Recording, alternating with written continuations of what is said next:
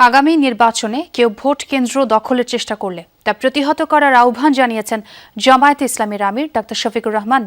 সকালে ঝালকাঠির নেসারাবাদ মাদ্রাসা মাঠে দলের প্রতিনিধি সম্মেলনে নেতাকর্মীদের প্রতি এই আহ্বান জানান তিনি। বিজলি কেবলসের স্কিন কোটেড ইনসুলেশন আগুন প্রতিরোধী। বিজলি কেবলস, নিরাপদ আজীবন। শফিকুর রহমান বলেন, আগামী নির্বাচনের মাধ্যমে দেশে নতুন ইতিহাস রচিত হবে। সকল জুলুম ফ্যাসিবাদের বিরুদ্ধে নেতাকর্মীদের লড়াই অব্যাহত থাকবে বলেও জানান তিনি। সম্মেলনে জাতীয় নাগরিক পার্টির সদস্য সচিব আক্তার হোসেন, ইসলামী আন্দোলন বাংলাদেশের আমির মোহাম্মদ রেজাউল করিম সহ আরো অনেকে উপস্থিত ছিলেন।